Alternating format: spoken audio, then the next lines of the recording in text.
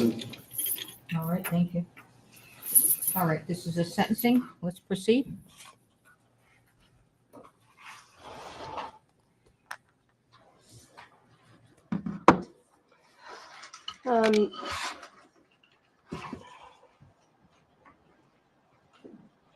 Let's get the microphone on. Your Honor, I wasn't sure exactly what recommendation would be appropriate in this unprecedented case until last week when I completed the review of Ms. Gutierrez's jail calls. It was my sincere hope during this process that there would be some moment when Ms. Gutierrez took responsibility,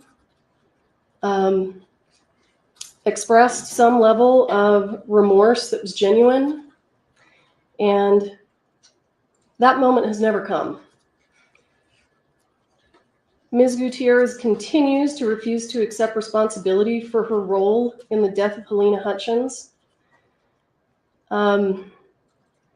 Rather than accept responsibility, she has chosen to place blame on the witnesses who testified against her,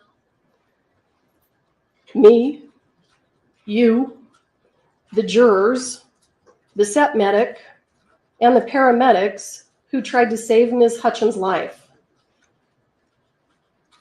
Her jail calls, and there were probably close to 200 of them,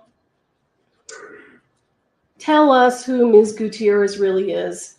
And in the state's opinion, the content and tone of her calls demonstrates that Ms. Gutierrez should not receive any type of a reduced sentence. Halyna Hutchins died due to a cascade of safety violations that began with Ms. Gutierrez introducing live rounds to the movie set, loading one into a prop gun, telling the members of the crew that it was a cold gun, thereby ensuring that it would make its way into the hands of Mr. Baldwin. That conduct, absent responsibility or remorse, is deserving of a sentence of 18 months in the Department of Corrections with a designation as a serious violent offender, and that is what the state will be requesting today. And those are the only arguments I intend to make in terms of sentencing. I would like to move into the presentation of the witnesses who would like to address the court on behalf of Ms. Hutchins and her family. Thank you. I would like to start with Craig Mizrahi. Mr. Mizrahi.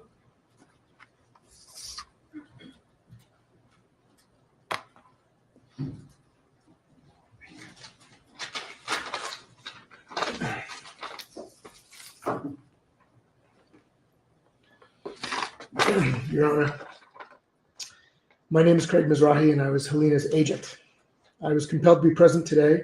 Is your mic on? Can you Yes. talk a little into the microphone? More into the mic.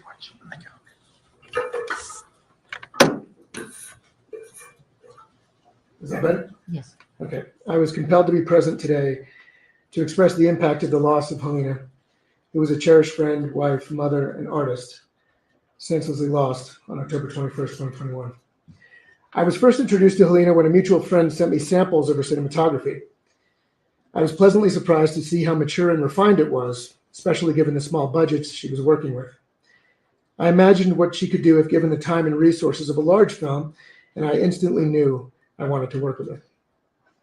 What stood out for me was her passion, her intense preparation, her resourcefulness and creativity on set, and the kindness and generosity she showed to all those she worked with.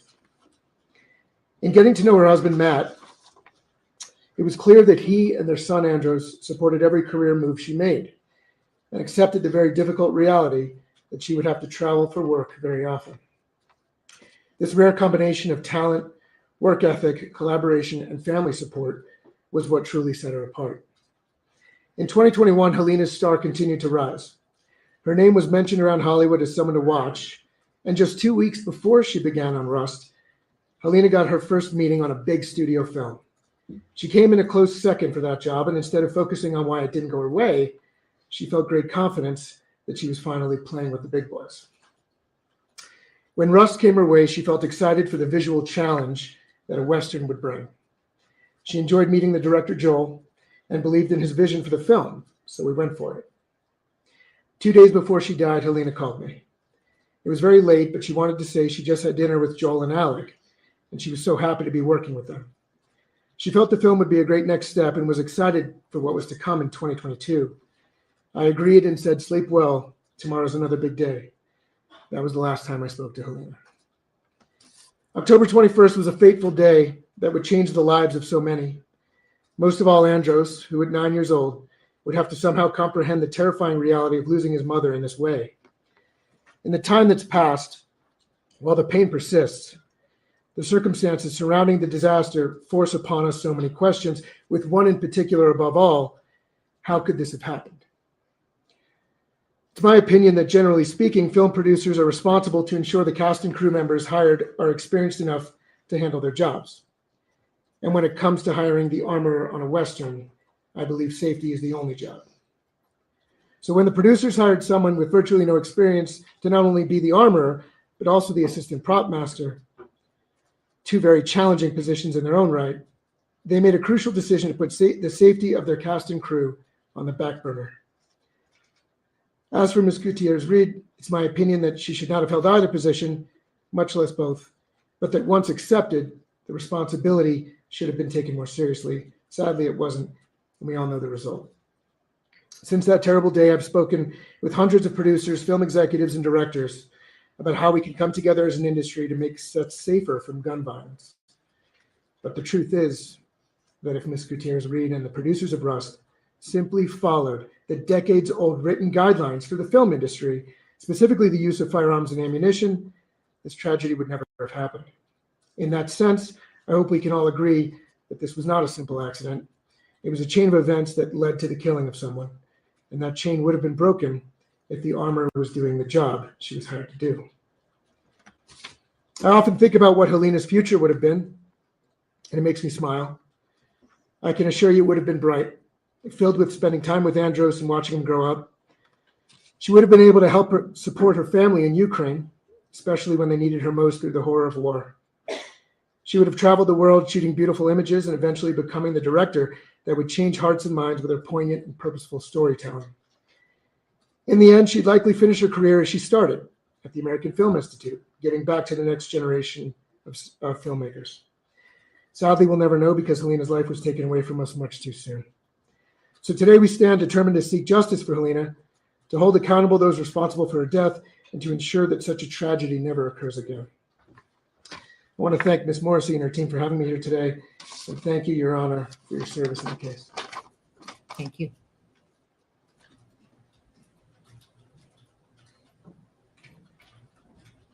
Emilia Mendieta.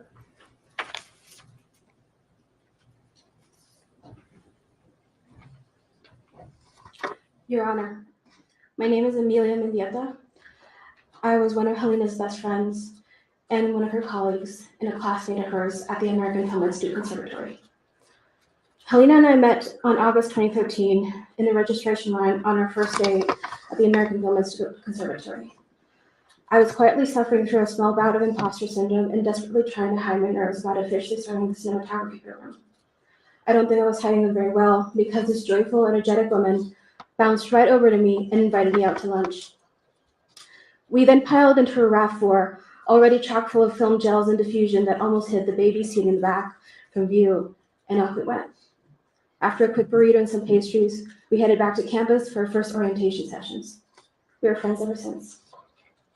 But that was Halyna, a joyful soul who could just as easily strike up a friendship as she could capture a beautiful image. Even while at AFI, Halyna stood out as an exceptional artist and cinematographer. She was creative and ambitious and quickly became well known for her skills and insistent pursuit of excellence. The first time I got to work with her was on her second film on her first year. I was on her camera team. Her love and passion for lighting was evident, and you could tell that she was masterful in her approach even then. I'm pretty sure she used every single light on the grip and lighting truck, but she used them well. It's also the film where I broke a Blue Streaks filter that she had borrowed from one of her classmates as I was rushing to get it to her. As I showed her the filter shards, apologizing profusely because I felt I had ruined her project, I could see she was disappointed, not at me, but at the fact that she would have to rethink her meticulously planned creative approach. A feat she accomplished as she went along with the rest of the day. As I was profusely apologizing yet again, she pulled me into a big hug and said, "Emmy, it's just a filter. They break. Friendships don't break over a filter." Despite the great filter incident of the first year, we went on to collaborate on most projects at AFI and beyond. I first we crewed for each other on our first year films, our visual essays, and our first feature films. After that, as our careers grew, we leaned on each other for emotional and technical support. She even stepped in front of the camera for a music video I shot and directed, despite her aversion to being on that end of the lens, like most cinematographers. "But only for you, Emmy, and only this once," she quipped, as she stared down my gaffer sweating on the sidelines with a stare that read, "I know where that light should go, and you better not put it where it should be." I loved being on her sets or just talking with her about what she was going to do, because she was always trying something new, something innovative. She was luminous and endlessly curious. Halyna would research how she wanted to accomplish something and make it happen. She had this uncanny ability to balance her career ambitions, her family life, and still lead a thriving social life. I admired and still admire that. I have no idea how she did it.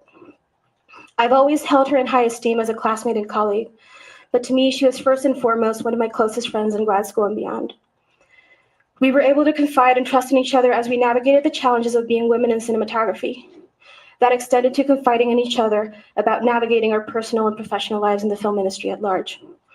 One of the beautiful things about our friendship is that we could just as easily wax poetic about the goat cheese salad at the cute brunch spot we had trekked out to over in Venice Beach, or the chromatic aberrations of the lenses we had used on one of our last projects that you really, had given the story some character. But really what I remember her most for was her adventurous and generous spirit. As our lives and careers grew and we got busier, we'd try to meet up for a meal every month or so.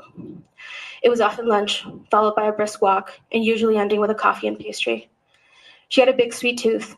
Whenever we would sit down to eat, she'd always look at the dessert menu first.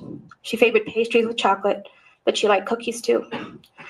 I make decorated sugar cookies for my friends on Christmas, dropping them off the second week of December. Every year without fail, not even an hour after I drop off hers at her house, she texts me pictures of the empty cookie bag, followed by some of her and her son happily eating them all in one sitting.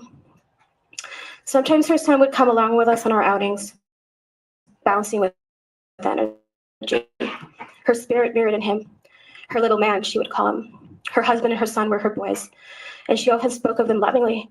Halyna was proud of being a mom, and often spoke about how the experience changed her life, sometimes even egging me on to have kids whenever I did find a partner. And motherhood was important to her, but I think people were important to her, and she prioritized them. A lesson I've taken to heart since her passing, and a balance that most of us in the industry struggle to achieve on a daily basis sometimes. Halyna was also a social butterfly, the quintessential extrovert that had a knack for somehow going to every single event she was invited to, and being bright and bubbly and charismatic. Most of her friends were introverts, though, myself included.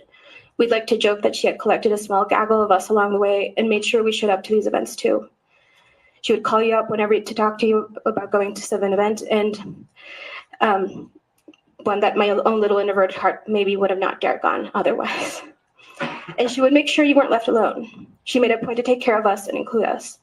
I appreciate that. It was, still is, so hard to come out of my shell, and she made things easier socially. Now, whenever I go to an event and I'm doubting whether I should go, I ask myself, what would Halyna do? The answer is usually go. Late in the summer of 2021, I got a call from her. I was prepping for my third feature film that I was starting filming in a week away, and I hadn't heard from her much since I knew she had been on a different project in Canada for most of the summer. "I'm at LAX," she said happily. "Do you have any suggestions of where I can have good food in Santa Fe?" She knew I had family in New Mexico at the time and had spoken lovingly about New Mexican cuisine before. "What are you doing in New Mexico?" I asked, pouring out a small list of recommendations. "I'm shooting a Western." She sounded really excited.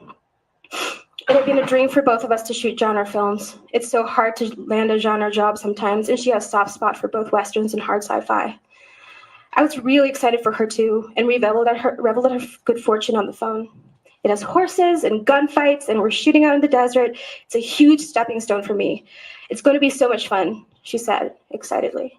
And she felt it, that it could be the project that could actually help her career propel forward. Little did we know that it would be the project that killed her.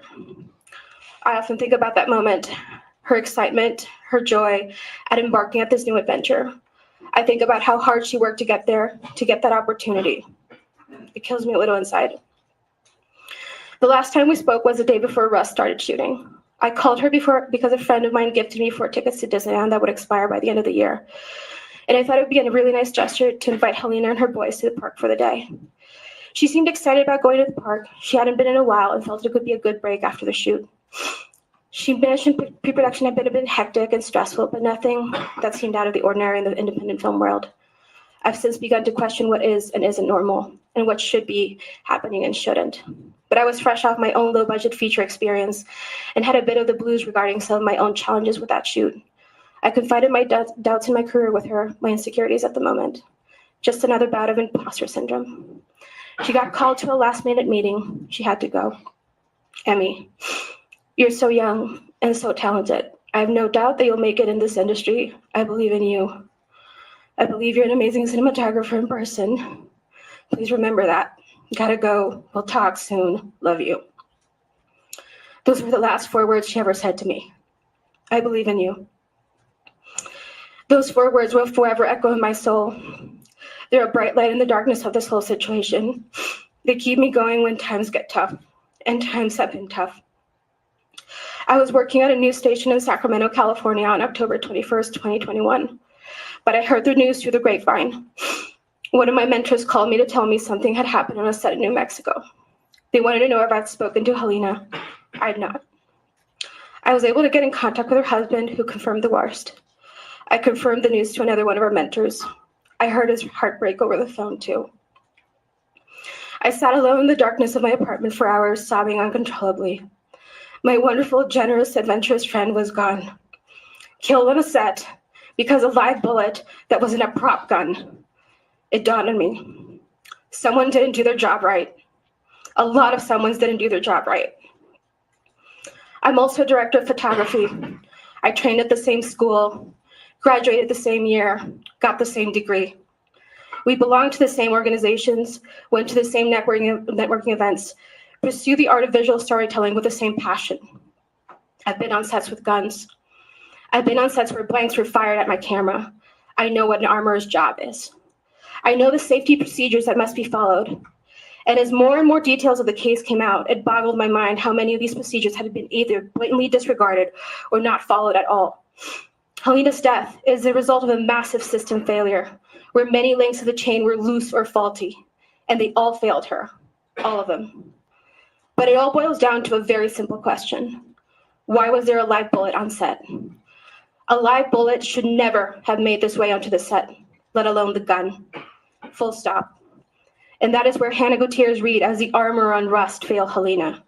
It was her job to check the guns, check the bullets, and make sure that the set was safe. Even 2.5 years later, her absence still catches me by surprise. Every time I go to a networking event, I still glance at the door, expecting Halyna to walk in, her platinum blonde pixie cut perfectly coiffed, leather cuffs on her wrist, naturally cool with her signature adventurous glint in her eye. At her funeral, I saw the house she never spent a single night in, the one she had bought just before coming to New Mexico. I almost called her after watching Dune Part 2 to see what she thought of it, and remembered that she died before she was even able to watch Part 1. I wanted to tell her about the amazing experience I had on set a month and a half ago, about how much I had gelled with the director and the producer and was proud of the work I'd done. I haven't been able to bring myself to make Christmas cookies in the past 2 years. The thought of not seeing her weighing heavily on me. What's left of the film gels that were in the back of the car that first day we met are now in my living room. The last vestiges of her that I was able to salvage. Her 45th birthday was last week. I went to her grave instead of having dinner and celebrating with her. And while I feel her absence personally, the industry at large feels her loss deeply. I lost one of my best friends, but the industry lost a true visionary. We were robbed of all the images she had the ability to create, all the films she didn't shoot. Her son will grow up without his mother, her family continuing on without her.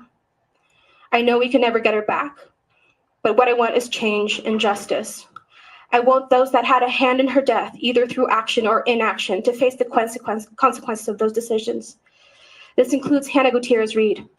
I asked the court to give her a sentence commensurate and fair to her actions in the role of the death of my dear friend Halyna Hutchins.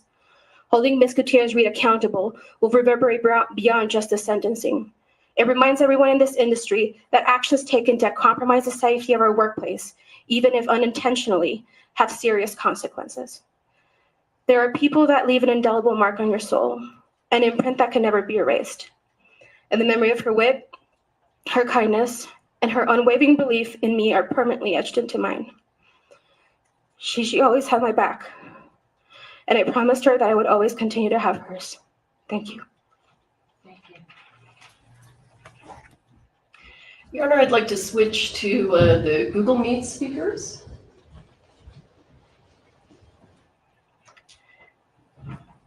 If I can approach, because I can't see from my computer exactly how long.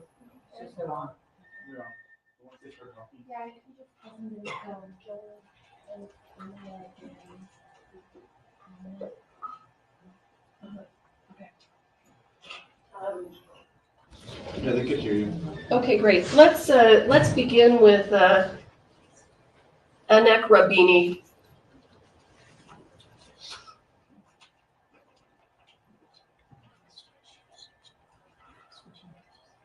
Hi, can you hear me?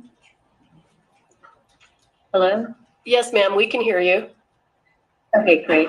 My name is Anak Rabinal, and I thank the court for this opportunity to speak about the impact of Halyna's killing on me.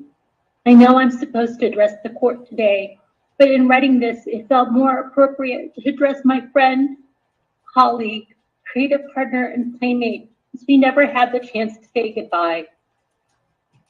Oh woman, where do I even start?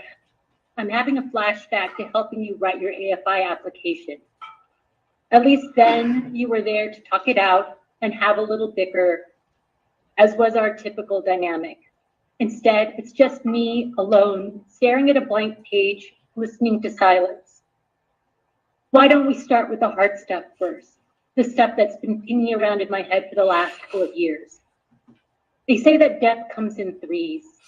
Within the space of a month in the fall of 2021, you were the third death of someone who had been fundamental in shaping my adult understanding of myself and the world. As if you need me to come at you with more Hamlet in the afterlife. But it truly was, when sorrows come, they come not single spies, but in battalions. As I processed the reality of the news that had reached me, there were three thoughts that kept coming up. What a terrible, painful, scary way to die. Over and over again, I kept seeing you in my mind's eye suffering needlessly, feeling you fight a battle that you were going to lose. And then I kept thinking, what's going to happen to Andros? And then selfishly, how will we ever resolve our reconciliation? That August, when you remembered my birthday out of the blue, it was like maybe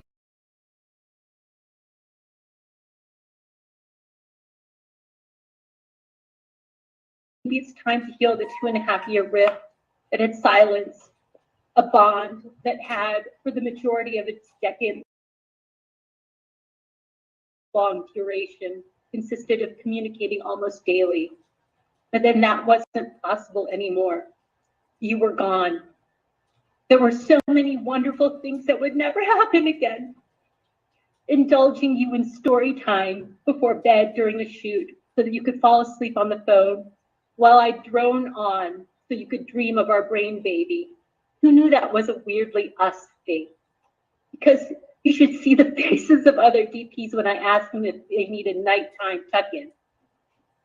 There will be no more hanging out in your kitchen, trying not to eat too many squirrels before going on some kind of adventure. Because who knew what the bathroom situation would be, whilst random words whilst you teach me random words in Russian, and I'd watch you make cracked out Turkish coffee with orange peel as pre-game fuel. The two of us always plotting how we would get something epic done with very little money, sorting out our next tag team Thelma and Louise racket. Never again would I be your habitual +1 to some crazy inspirational thing where we'd be in full-on Lucy and Ethel mode, dead set on meeting the celebrity VIP who was in attendance. And usually we did, because really, who could resist our Wonder Twin charms? There will be no more fraught existential conversations about what we were doing with our lives and careers, or any more big dreams, ideas cooked up together to be kicked down the road for when we'd have the resources and enough clout to do them. You and me, none of our ideas ever liked a small budget. Thank goodness we managed 3 times with what we had to push out some of our kids into the world. Almost every day, my Facebook memories feed reminds me of some kind of trouble we were up to and some dream we were manifesting into reality. Daily, it reminds me of the 2 people who are gone, you and the person you inspired and expected me to be. As crazy making as you could be, because let's not gild the lily. Anyone who ever truly got to know you knew how stubborn, determined, and no holds barred you could get when you set your mind to something, and how diplomacy wasn't your way. Yet as crazy making as that could be, you would bring out the best of me. Even if that involved breaking some eggs, so to speak, and you'd bring out the best in every person you engaged with. Recent events have made me come to appreciate how with you, I didn't need a filter or to tone it down or to say it in a nice way. And the gift of being with someone who can accept the light and the dark in you is a rare, rare thing in this world. Even more rare is someone who is courageous enough to show up as authentically as you did. And here's the part that's easy, talking about what I admired in you, your courage and tenacity.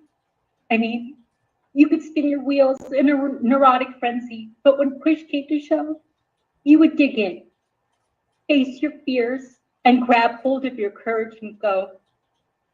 The fact that you moved to a foreign country on your own as a young adult to pursue a dream is testament enough to your indomitable spirit, and it didn't stop there. You lived every single moment you had, and you never met a challenge you didn't give your best shot to. I admired your love of beauty and how you sought it out everywhere you looked. Maybe it came from having terrible eyesight when you were a kid, but you looked at the world with wonder and intensity. Your search for different ways of touching and feeling with your eyes, and your inability to settle if something wasn't the way it should be, was one of the commonalities that held us together, and truth be told, the bedrock of trust that got us through the rockier patches, because neither of us would let each other be less than our best. I admired your innocence of being. You approached everything else in a world that continually tries to turn us into jaded, beaten down cynics. This is the short list of things that I loved and still love about you. With you gone, I find myself worrying about Andros, praying that he will have had enough of you and your vision to treasure the gift that was being born into this life with you as his mother. I still remember the day I visited you, him, and Nat after he was born, thinking, shit, he's one brave bitch doing this motherhood thing. While your death is what one might call meaningless, as in it was wholly unnecessary and preventable, I pray that it will echo through time to ensure that its circumstances will not be repeated anywhere else and with anyone else. I pray that it will serve as a rallying point for the systemic change needed in an industry that sees the human beings who put their lives in service of it as dispensable cogs in a machine to serve bottom lines and shareholder expectations. You always fought the good fight, and your death will count for something more than the sadness and regret that it's left in its wake. Every one of us whose lives you touched owe you that. When I started writing this, I went to look back for that very first picture of the two of us together, so that I could have something with you, something of you with me today. December 25th, 2011. It's funny to think in hindsight that we were the universe's Christmas present to each other. Our friends who introduced us were happy that we were both getting our starts in film and hoped it would be a good connection. Who knew that that Christmas would lead here? If only it had led to what we both dreamt together. Being fabulous older ladies at some glamorous parties after being awarded some big accolades and driving everyone around us crazy because we'd still be bickering and nitpicking on how we could have made the film better. I miss you, my friend. I'm sorry we won't be able to say the things that needed to be said, the apologies that needed to be exchanged. It's painful to know that we won't grow old together. All I can do now is promise you that I'll do my best to live up to being the person and artist you knew and wanted me to be, and to do my utmost to uphold your legacy. And now I thank the court for permitting me this time to share the impact of Halyna's death on me and to ask it to do what it should to bring justice to the situation. Thank you. Thank you. Olia Oparina.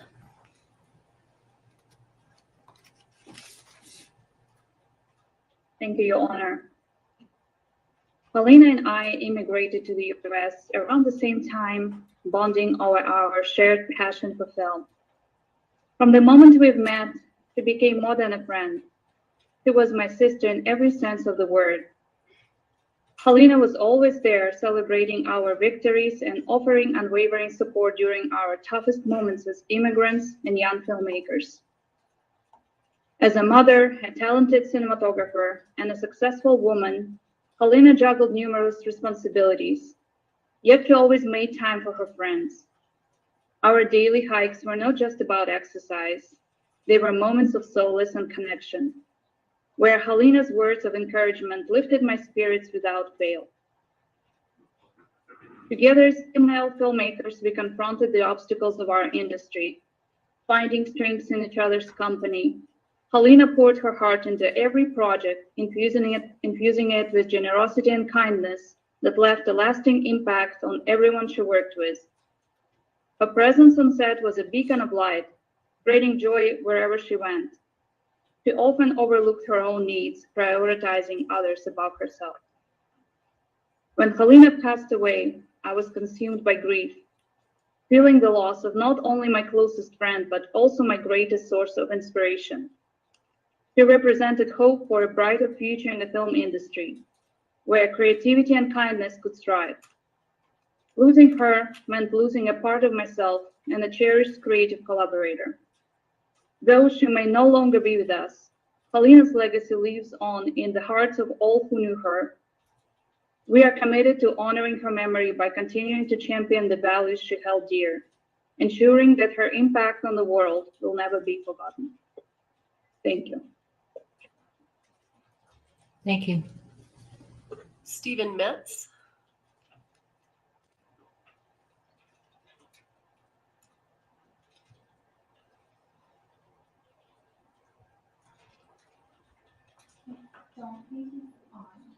Okay. Jen White. Okay, Jen White.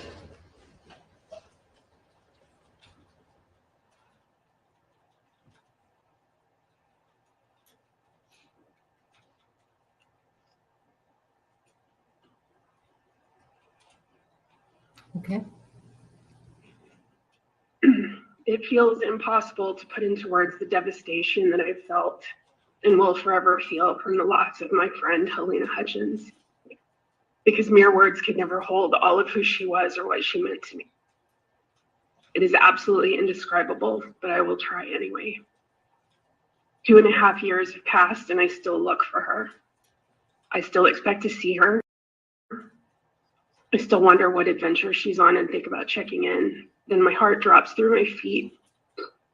And I have to face the reality that I will never see her or hug her or hear her laugh ever again. I will never get to feel that glow that she bathed everyone around her in. and I will never get to be there to celebrate what would have undoubtedly been many, many. Halyna was a force. She was complicated and talented and beautiful and caring and kind and funny and committed and charming and weird and fearless. She was all of my favorite adjectives. She inspired me, and I don't think she knew that because I never got to tell her. She was one of my favorite people in the world. I feel like she has gotten lost in the swarm of all of the finger pointing and blame in the aftermath of this completely preventable tragedy. The only way I have left to honor her is to do everything I can to make sure this never happens again and to try to make sure that the people responsible are held accountable. I've struggled to deal with this repeatedly being called an accident because it was not an accident. It was negligence and nothing else. Every single day there is gunplay on film sets carried out safely by qualified armorers. There are countless checks and balances to ensure safety for the cast and crew, and it seems every single one of them was ignored on this production. There were multiple failures by multiple people, that is certain, and the actions of Halyna Gutierrez Reed were the catalyst for Halyna's death. By bringing live ammunition to set, Ms. Gutierrez Reed set off a chain of events that could only lead to someone being killed, which was ensured by her not properly checking the rounds, by her leaving guns and ammunition unattended, by allowing the assistant director to take the gun from her, and by allowing Halyna to be in the path of that bullet in the first place. Multiple breaches in protocol committed by the defendant made this inevitable, and it was only a matter of time. There's one absolute truth here. If Ms. Gutierrez Reed had properly done her job, Halyna would still be alive, and Andros would still have his mother.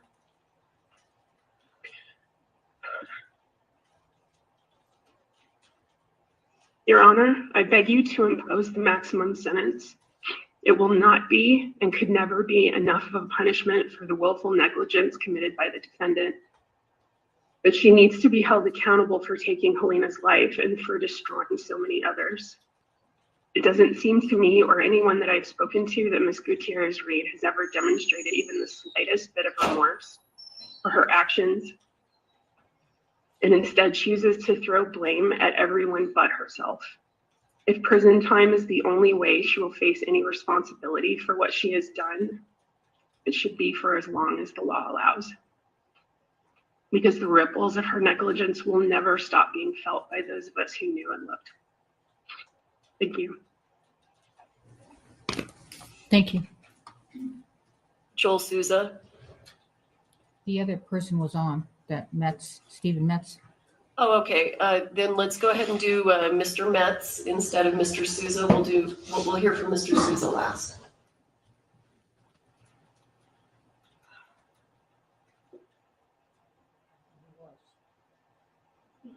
Hello, I'm Stephen Metz.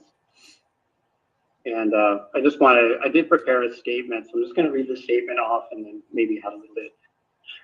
The death of Halyna Hutchins has had a profound impact on me and my family. I was a very close friend of Halyna and her family for many years.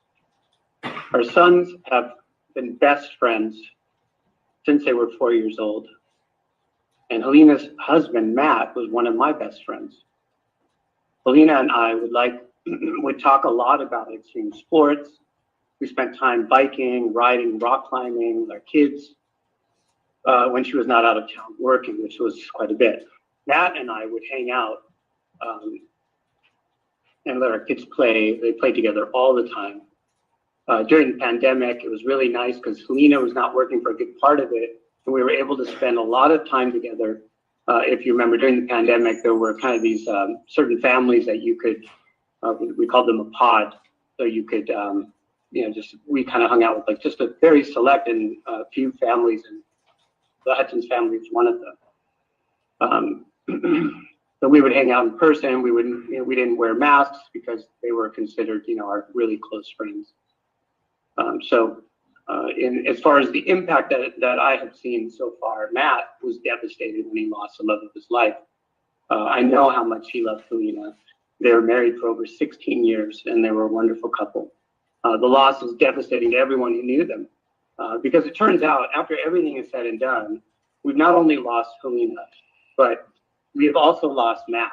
And we've basically, Matt has been affected horribly by this, and he moved away. So basically, Matt died when Halyna died, as far as we're concerned. Meaning he moved away. He was somebody that I hung out with more than once or twice a week on average. And so in Halyna's passing and in the negligence that I believe occurred on that set, he didn't only kill or affect Halyna, which I know it goes without saying, but it still should be said. You affected many other families and people around Halyna. So anyway, the loss of Halyna has had a ripple effect on our whole community. She was a talented cinematographer, and she was loved by everyone who knew her. Her death is a reminder of the fragility of life, and it has left us shaken and sad. That's an understatement. There's really there's no excuse. I mean, you have a professional on the set. Now, I don't know all the protocol for film. That's not my field, but I do know that you have to take gun safety you have to be handled with extreme caution in every way. And I really feel that this was due to negligence. So being that there are thousands and thousands of films being made all over the world, this needs to set a precedence. This case needs to set a precedence for all of the other, for all the other actors whose lives and cinematographers and everyone on the set, really, whose lives are at risk with when we have negligence in the hands of an armor or supposed armor. So anyway, it was a horrible experience for not just the Hutchins family, but also for our family.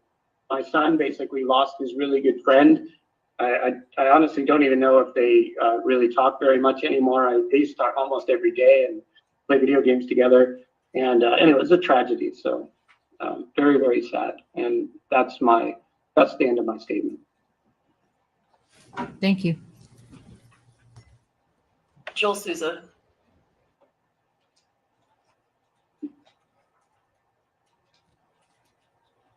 Can you hear me? Yes, we can hear you. Thank you. I would like to thank the court as well as Ms. Morrissey and her team for allowing me to speak today. Struggled with what to say here today because what I want is simply not possible.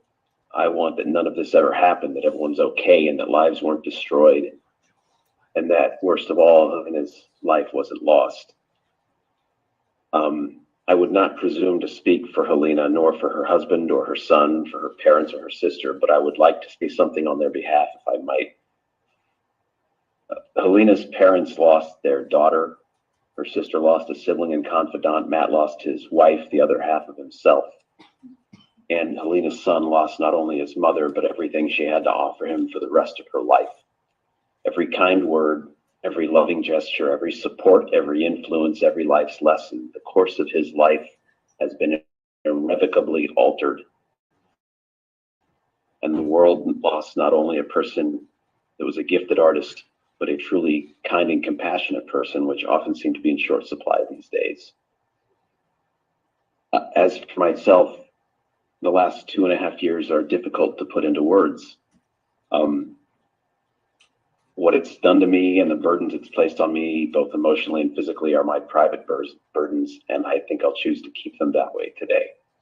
What I will say is that one moment the world made sense, and the next moment it didn't, and it still doesn't, and I don't know if it ever will again. So again, what I really want, I can't have. I want everyone damaged by Miss Reed's failures that day to find peace. I want this whole thing not to have been consumed by the world as some sick form of mass entertainment. I want to still believe in the better angels of our nature. I want the pain to go away. I want to be who I was before this happened. And above all, I want Halyna to be back home with her husband and son in the house she never got to live in. Halyna not only had an incredible talent for her art, but she had a talent for life. She was a touchstone for all who knew her, and those of us who were lucky enough to have shared in her fleeting time on this planet are better for it. Thank you. Thank you. We have a brief written statement by one of Halyna's friends, Anya Bay, and that will be read by Alexander James.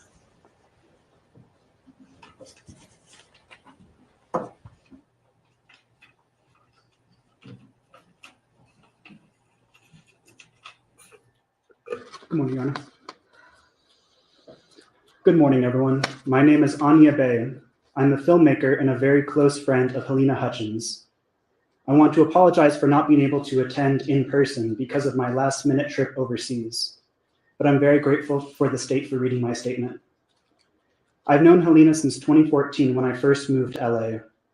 It was impossible not to connect and fall in love with her instantly, as she was that bright beam of light, creativity, and energy that could easily ignite the room, if not the entire city. Her passion for cinema was infectious. Her ability to enjoy life and love people around was evident.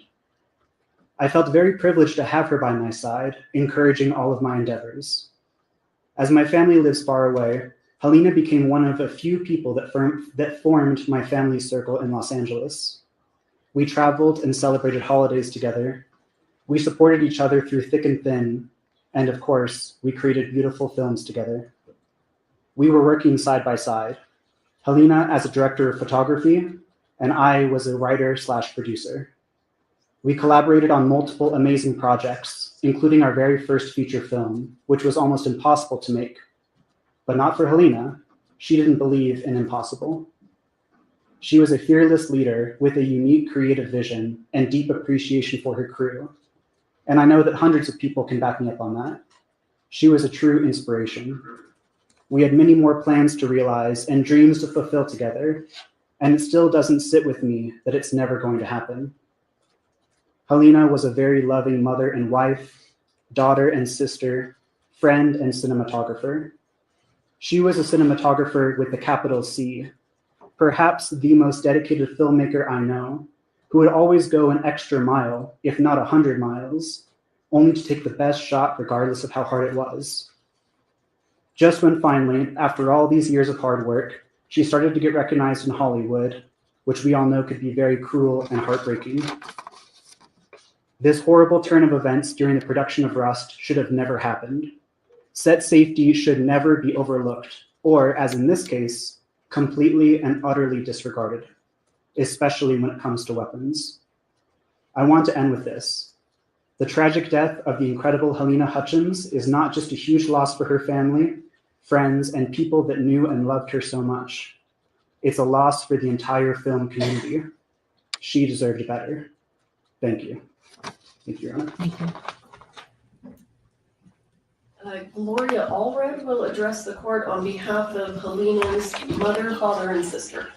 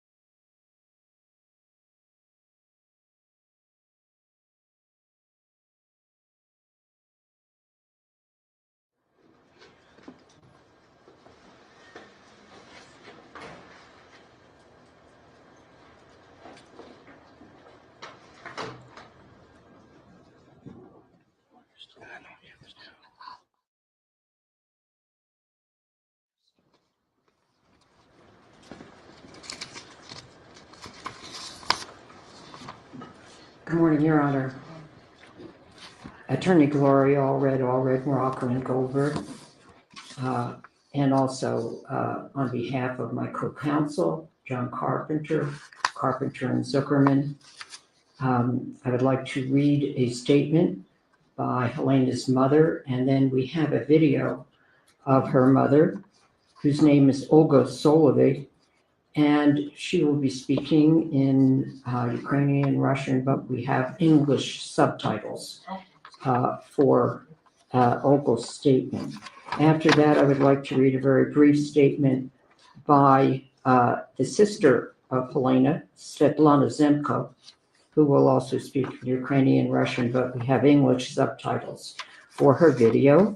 And finally, I would appreciate the indulgence of the court to read a short statement of Halyna's father. We have no video for him due to his health.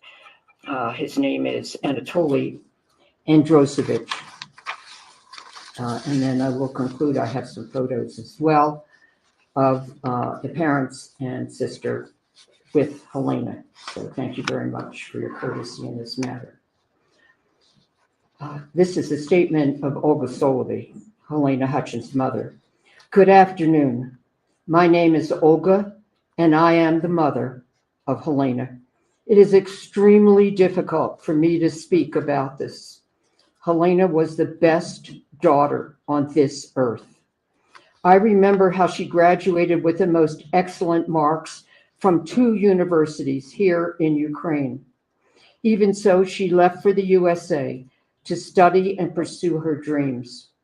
She had a beautiful family, her son Andros. She loved him madly and endlessly. All of her friends absolutely adored her. After this tragedy, my life has been split into 2, before and after. Time does not heal. It simply prolongs my pain and suffering. I have hope that the guilty, those that are responsible for the death of my daughter, will be punished fairly and sentenced justly. Justice must prevail. And I would like to say also that Olga and Svetlana made these videos despite the fact that where they live in Ukraine, in Kyiv, they are being bombed every single day.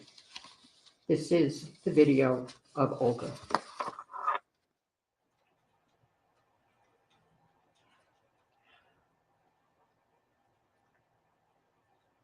Хатчинськ, мене звуть Ольга. Сьогодні я хотіла б вам розказати про свою доньку,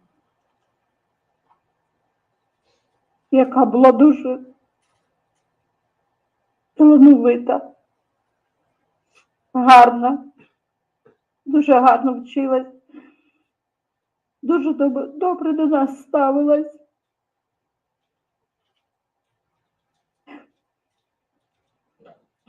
Я пам'ятаю той день, коли її не стало.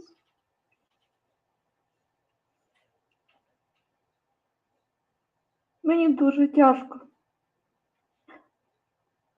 тяжко без неї.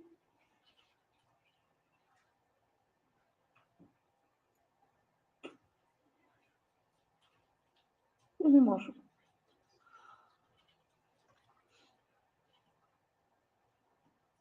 Ой. Так. В університеті, потім вона родила гарного хлопчика, мого внука, з яким я зараз не маю можливості бачити. Вона була дуже гарною матір'ю, але більше всього вона працювати любила.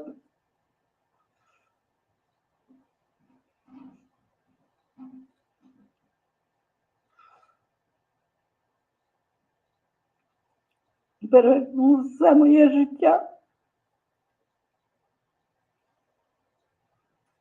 Дуже тяжко дивитися, як дитина росте без матері.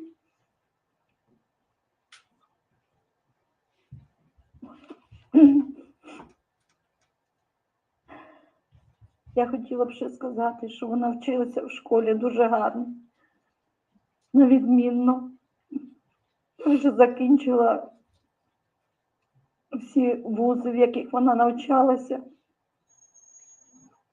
Я від усіх чула тільки гарні слова. І сьогодні мені не проходить ця біль утрати.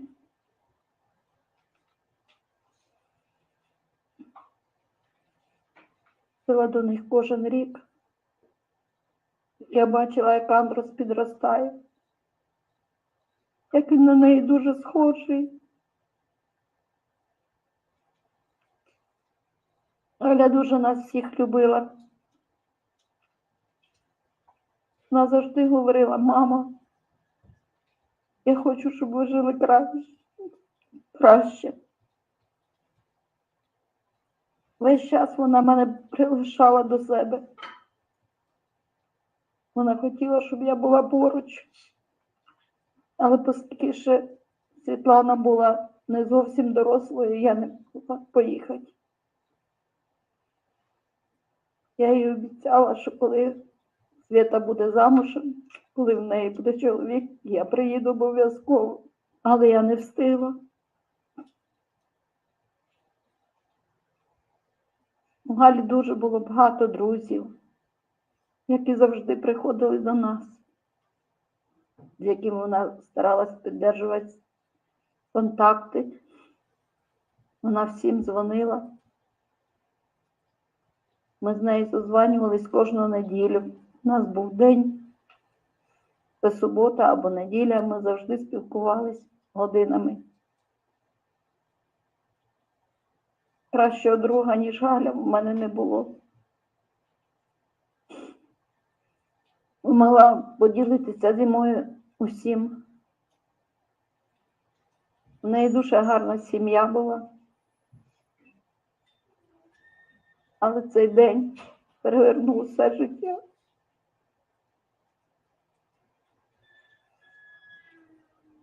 Мені дуже важко без неї.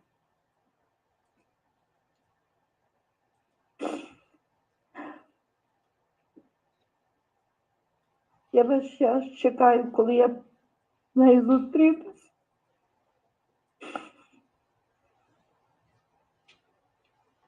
Але я дала собі слово, що я обов'язково побачу, що виросте, коли він буде навчатися, коли він жениться, коли в нього буде своя сім'я. І я повинна триматися.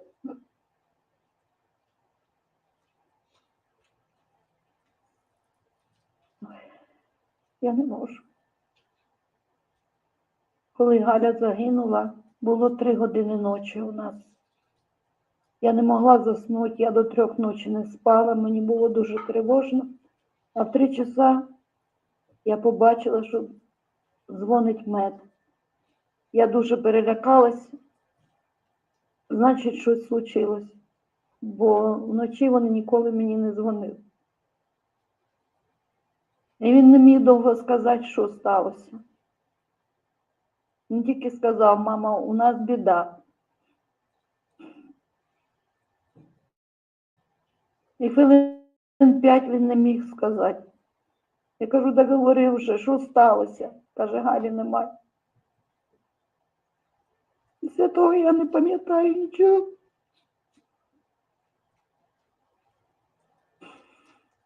Я була одна вдома.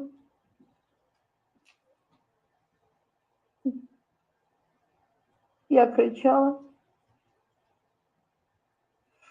Я йому ще говорю: може ще не ясно, може ще все буде добре. Але він мені сказав, що її немає.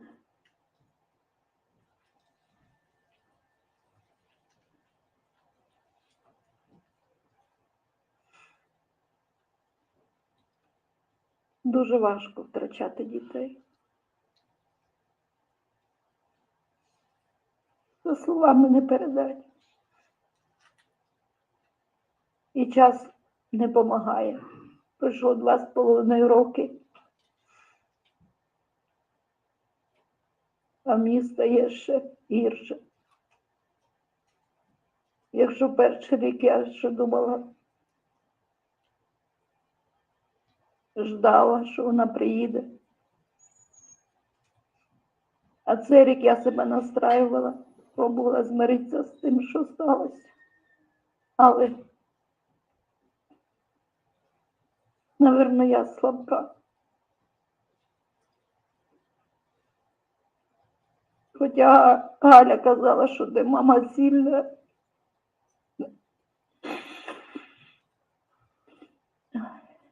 Ну, в мене не виходить.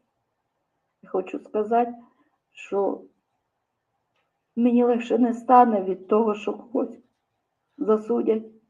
На скільки років, це не має значення. Але я хочу, щоб була справедливість, що хтось винуватий, хай понесе покарання за свій злочин. Мені дуже хотілося, щоб до мене хтось підійшов, мені поспівчував, вибачився, подивився просто в очі, мені хотілося подивитися тим людям. Може, мені було б легше.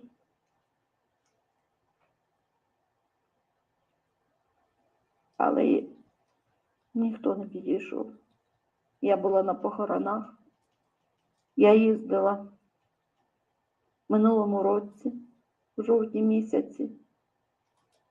Але я, крім Галіних друзів, нікого не бачила. І боляче. Люди, які винуваті, вони навіть не підійшли до матері. Я не можу зрозуміти. Всі люди, які причепні до смерті Галі, ніхто до мене не підходив, ніхто не вибачався, ніхто не співчував. Вона дуже багато працювала. В неї весь час був розписаний. Але більше всього в житті вона любила свого сина.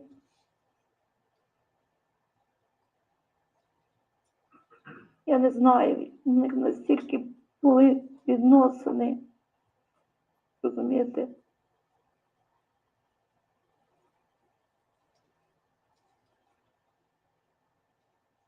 Вона просто не могла надихатися їм. Вона дзвонила йому кожен день, вона розказувала йому казки, вона все йому розповідала про роботу, говорила на добраніч, і він відпочивав. І це було кожен день. Не було такого дня, щоб вона не дзвонила йому, коли була відряджена. Завжди посміхалась, була весела, щаслива така. І дуже тішилась тим, що в неї все виходить, що в неї все складається так, як вона хотіла. Я думаю, що вона була щаслива. В сімейних відносинах в них все було добре. Вона ще дуже хотіла дівчинку. Перший місяць я була там цілий місяць. Коли ми приїхали, я попросила, вони могли кремірувати її не в Мехіко, але я попросила, я хотіла попрощатися. Привезли в Лос-Анджелес. Ми попрощалися, а прах ми забирали через 2 неділі. І тоді похоронили її на кладбище Голлівуд навсегда називається. В центрі міста. Дуже в красивому місці, там, де проходять фільми всі нові, різні. Там велика сцена, там збирається дуже багато людей, і там показують нові фільми, які виходять. І вона рядом з сценою похована. Канал красивий, там лебеді плавають. дуже місце гарне.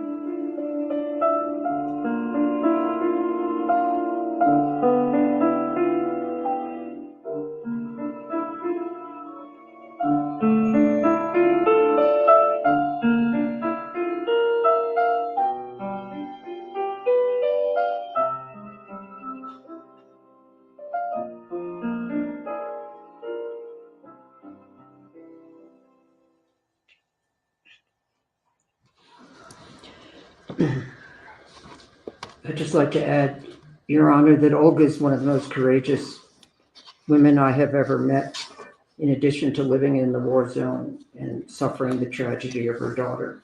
She is a nurse who cares for those who have been wounded in the war.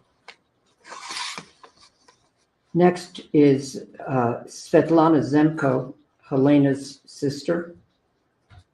And Svetlana says this: as I gathered my thoughts to write this statement, I wanted to start by emphasizing an important memory.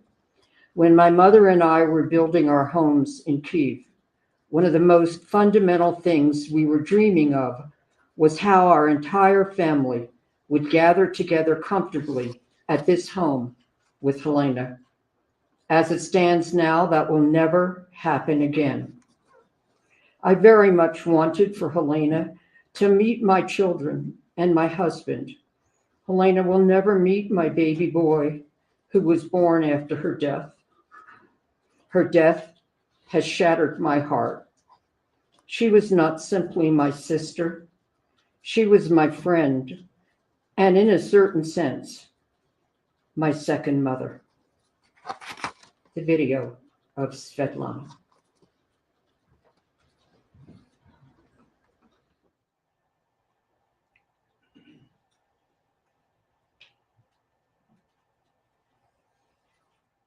Є молодша сестра, вона старша на 7 років. То вона мені була в якомусь сенсі матусею навіть, бо приймала участь у моєму вихованні. У нас було дуже багато і таких теплих, смішних історій. І коли я була зовсім маленька, то у нас був такий, не знаю, як це сказати, змагання, хто кого передражнить. Але згодом, коли ми стали дорослішими, то у нас ці стосунки із виховання з її боку перетекли більш такі дружні. І ці межі вікові, вони стерлися. І ми почали там тусуватися разом, десь їздити на шопінг, знайомитися, проводити час по-інакшому. Як я тоді так кайфувала, думала, вау, я така доросла. Вона мене брала десь із собою, ми цікаво проводили час. Навіть просто поїхати на прогулянку, вона мені давала свій одяг, в неї був завжди дуже модний одяг, вона мала гарний смак. І для мене було це так тепло, що вона зі мною ділилася. І може цю якість в мені таку не жмота, можна так виразитися, це може і від неї трохи пішло, бо вона така ніколи не прижимала, навіть шоколад, коли у нас був, вона ділила все порівно.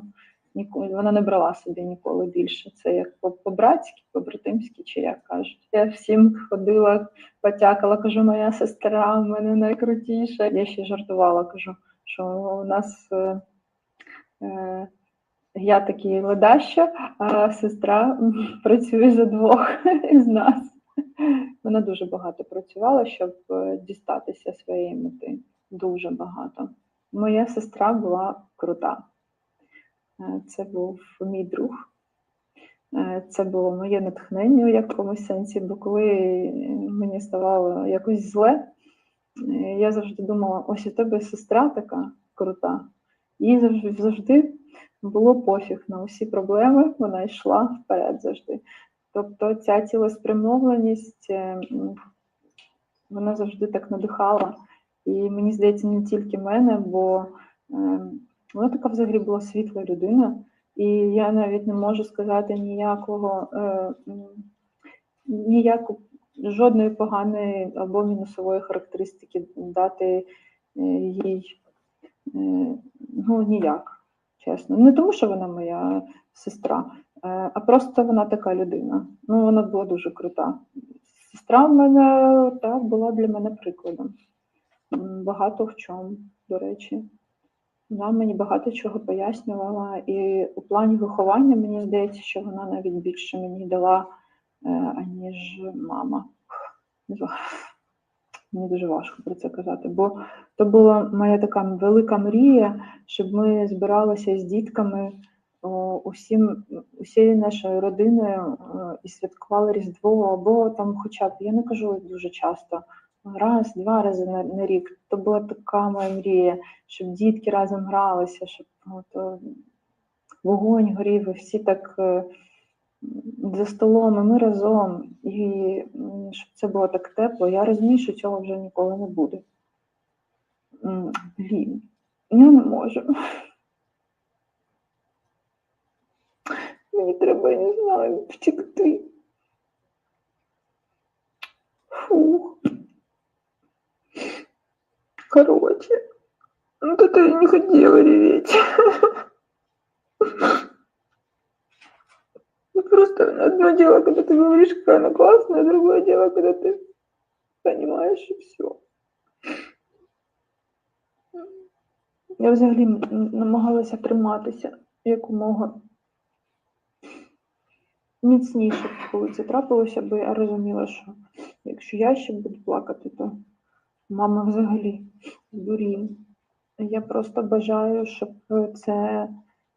ця ситуація не лишалася просто так у повітрі, як випадок, бо люди мають нести відповідальність за свої вчинки.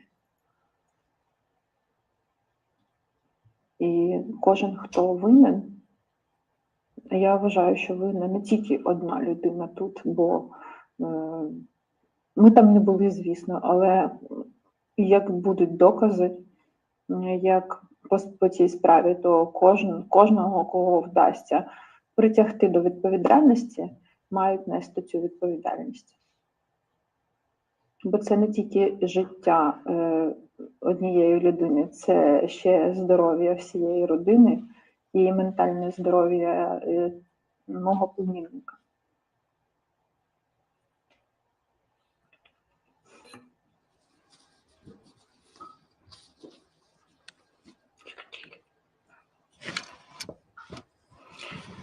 And this is the statement of Anatoly Androsevich, father of Halyna Hutchins. The demise of my daughter, Halyna, on the 21st of October, 2021, became the tragedy and biggest bitter loss of my life, as well as the lives of my close loved ones. There is no way I can put into words to express the soul-crushing pain and suffering that I live through every day. The constant state of stress, the turmoil of my soul, have drained my physical strength and caused an abrupt decline of my health, with continued physical pain in my heart. Every day I remember Halyna. I remember the moments of our lives. Since she was a child, my Halyna was a very curious and adventurous, hardworking, friendly, and caring person. At 11 years old, Halyna convinced me to show her the nuclear submarine. We walked through each part of the nuclear submarine. As she grew up, it was her dream to make a documentary film about nuclear submarines, with an emphasis on the threat of nuclear weapons for humanity. My Halyna had a devoted and loving husband, Matthew, a wonderful son, Andros, and a profession she loved.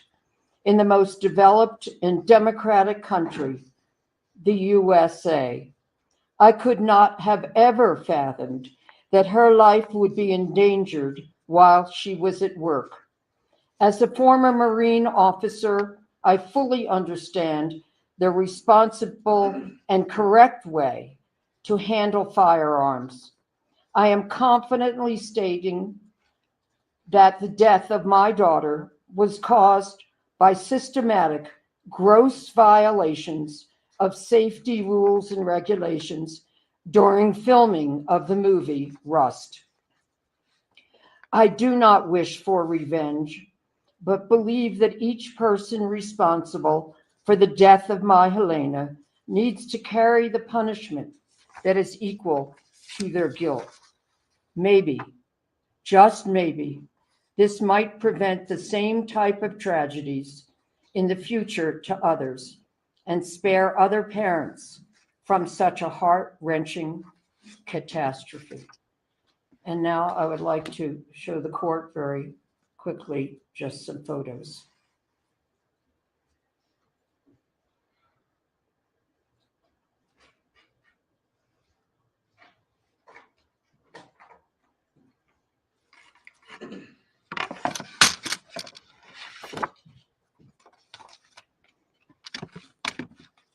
This, Your Honor, is a photo of Olga and Halyna and Andros.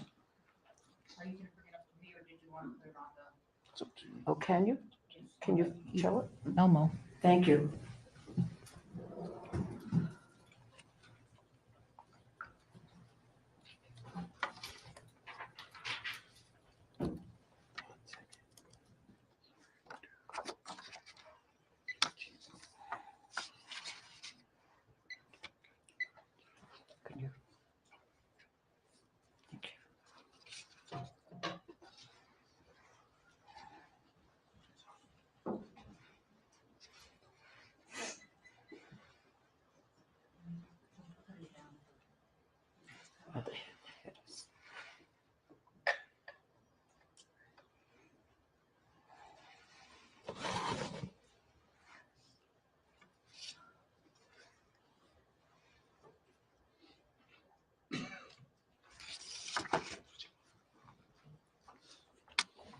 Thank you. The next photo is a photo of Svetlana and Halyna.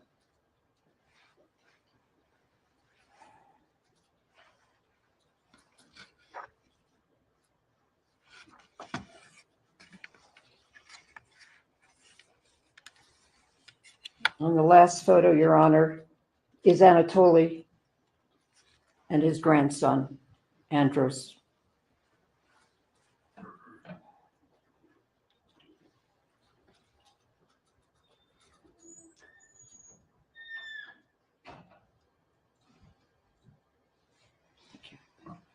Thank you. And as was mentioned, this week, April 9th, would have been Halyna's 45th birthday. In honor of her birthday, our law firms have placed flowers on her grave at Hollywood Forever. May she rest in peace. Thank you. Thank you.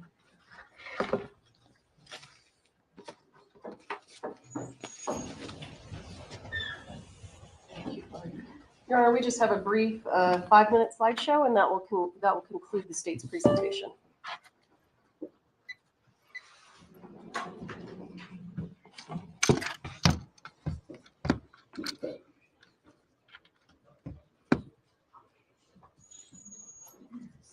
Hang on.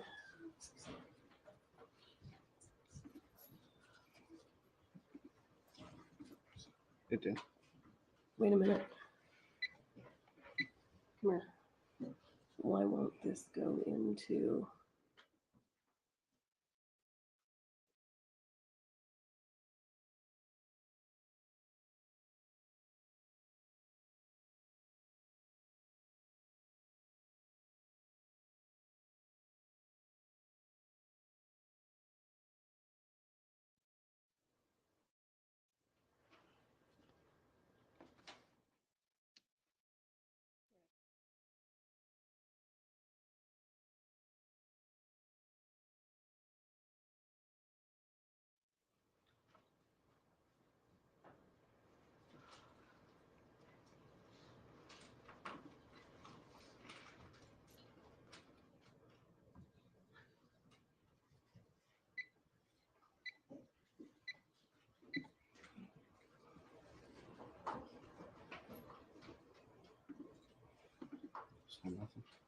Okay, we're gonna have to do this a different way. Why don't we, let me see what the best way is to handle this and like that. May I approach?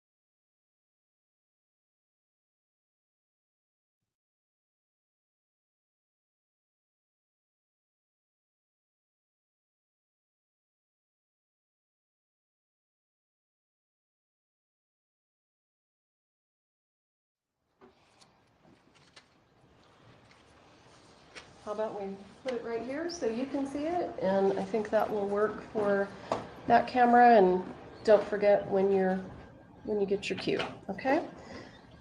Space bar, we'll start the music. Let's mic it. And then arrow key will take you from slide to slide, okay?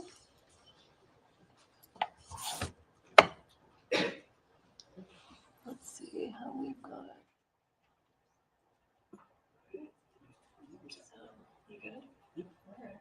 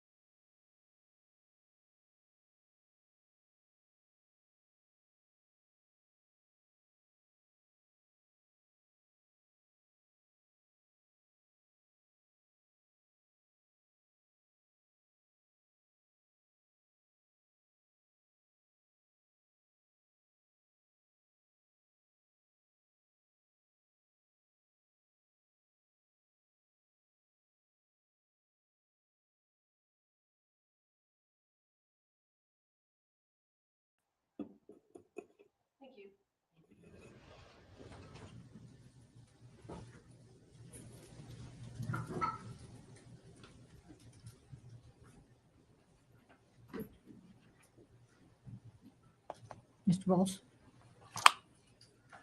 Your Honor, thank you. Your Honor, at this time, Ms. Gutierrez Reed has a statement she'd like to tell the court.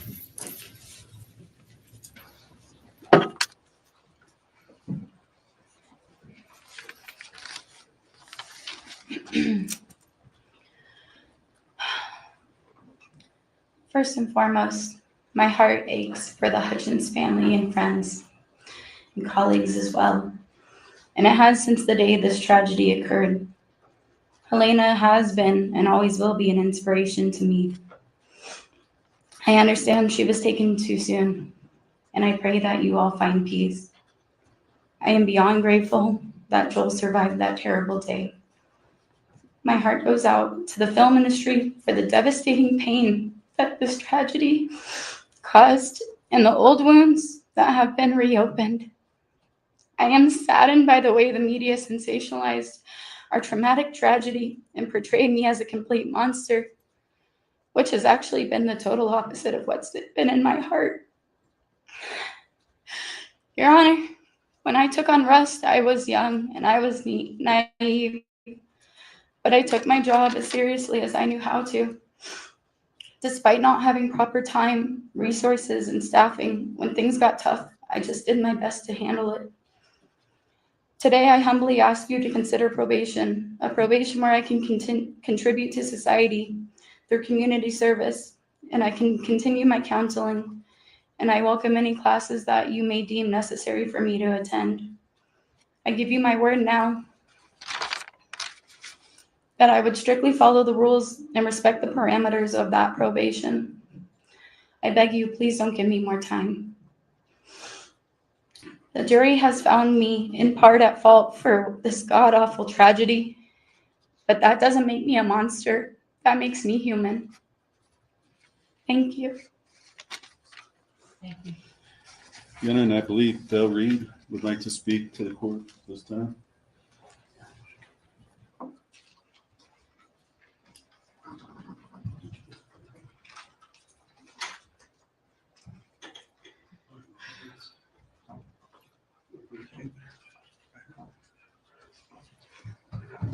Thank you, Your Honor. Brief statement. It's a horrible tragedy for that wonderful lady, Halyna, to lose her life. Also be a tragedy to put my daughter Hannah in the penitentiary for that. It's alleged she introduced live ammunition on the set. That's not true. Why would she? The two people responsible for whatever come on the set are the vendor and the property master who had to work for her. On that terrible day, they had Hannah off the set doing prop duties, and she asked him, please bring her back on when Mr. Baldwin comes so he could do a final check on the gun and its instructions. They did not do that. If they had it, this horrible day would not happen. Thank you, Your Honor, ladies and gentlemen of the court. Thank you. Thank you, Your Honor. And just briefly, Judge, I've made most of my arguments in the written pleadings. And Judge, it's nobody in this courtroom could not be moved by what we just saw. The family, Halyna's family, her friends, it was a horrible tragedy. There's no doubt about that. And it's a tragedy for everybody. There were a number of lives changed, lost. That day, her friends talked about that. And that includes Ms. Gutierrez. I just want the court to know primarily that she has felt remorse. And maybe I've talked to her as much as anybody, at least on the legal side, Ms. Cisneros. She's cried. She's broken down. She's had mental breakdowns. She said, if only, many, many, many times. And it hasn't come out. It hasn't come out until today because of the legal proceedings and the system we have. But she has truly felt remorse, and I will tell the court that. As an officer of the court, that she has indicated that to me. This court has seen jail calls she's made. I would submit to this court that you could probably survey 100 people after something like this happens, including everybody that participated in the trial, scrutinize all of our calls, and pick out something bad that one of us said. Because, Your Honor, none of us are what we are on our best day, nor are we what we are on our worst day. And as Ms. Gutierrez said, she's human. She's flawed just like everybody else in this courtroom. We asked this court to consider fairness in respect that this was a cascade of tragedy. As some of the speakers indicated, there were multiple system failures by multiple people. Some of those people have come before the court, as this court knows, and received 6-month misdemeanor probation. Some have not been punished. Some have yet to come before the court. At least one individual is going to be tried in July. And so I know this court has the responsibility to weigh all of that and to determine what is commensurate and fair, as one speaker said, for Ms. Gutierrez. And what does that mean in the scope of things and what has come before this court? And I'm asking the court to consider that. And also what probation might do for her in terms of rehabilitation, which is another goal of our system here. Anything else? No, you're right. All right, so I've made some notes along the way. So if I refer to the notes and I'm not looking at tables, it's because I'm reading.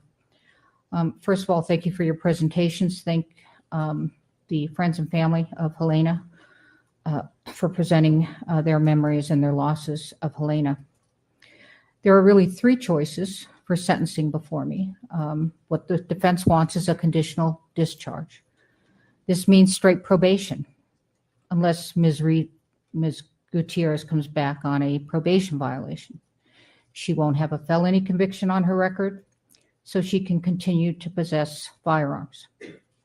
Again, unless she comes back on a probation violation and receives the imposition of the probated sentence. The second one has not been offered by counsel, but I've certainly thought of it, and it's to continue her in the Santa Fe County Detention Center. That would be for 12 months. That's all she's allowed to stay at the detention center. And then put her on probation for the rest of the time. She's facing 18 months. She's got pre-sentence confinement for about a month or so.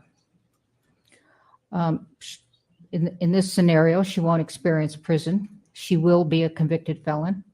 She cannot carry a firearm under federal law and for a specific time under New Mexico law. And then there's prison. And the state has proposed at 85% of the time sentenced to incarceration based on the serious violent offense statute. For all the fanfare and pundits and finger pointing that has been going on for over 2 years, we were able to seat a jury of her peers who confirmed that they could listen to the evidence received in court and determine the facts and apply the law. They found Ms. Gutierrez guilty of involuntary manslaughter.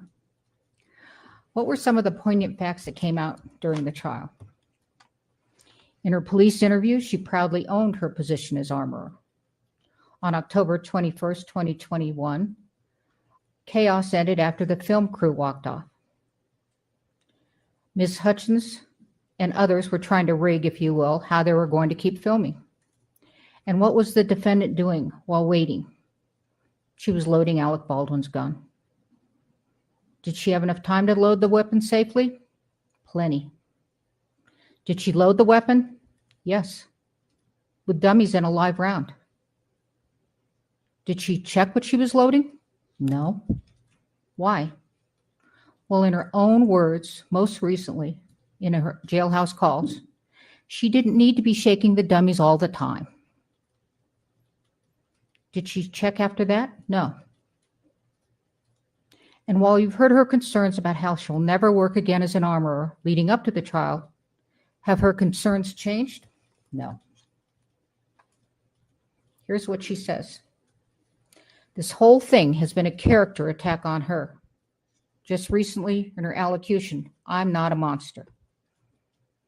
And what does, where is it? They talk about how much of on the phone, she and another are talking about how much of Hannah's life that they could take up and that this is messing up her modeling career. This is while she's incarcerated waiting for a sentence. And what does she say about the death of Halyna? Hannah is dismissive of the judge talking about someone dying as a result of her actions. Hannah says she's looking at 13 months, which is ridiculous over what happened. Hannah says that people have accidents and people die. It's an unfortunate part of life, but it doesn't mean she should be in jail. A conditional discharge is not appropriate. And the second option of leaving you in the detention center would be giving you a pass you do not deserve. I did not hear you take accountability in your allocution. You said you were sorry. You were sorry, but not you were sorry for what you did. You were sorry for it and hope they can find peace. It was your attorney that had to tell the court that you were remorseful. The word remorse, a deep regret coming from a sense of guilt for past wrongs. That's not you. You're hereby sentenced as follows. Stand. I am sentencing you to 18 months of incarceration at a New Mexico Women's Correctional Facility. I find that what you did constitutes a serious violent offense. It was committed in a physically violent manner, a fatal gunshot done with your recklessness in the face of knowledge that your acts were reasonably likely to result in serious harm. You were the armorer, the one that stood between a safe weapon and a weapon that could kill someone. You alone turned a safe weapon into a lethal weapon. But for you, Miss Hutchins would be alive, a husband would have his partner, and a little boy would have his mother. Please take her. I'm going to ask the deputies to watch how the courtroom gets cleared. Please do an order of remand to the transport order to the Department of Corrections and the judgment and sentence. Yes, Your Honor. All right. We are in recess. All rise.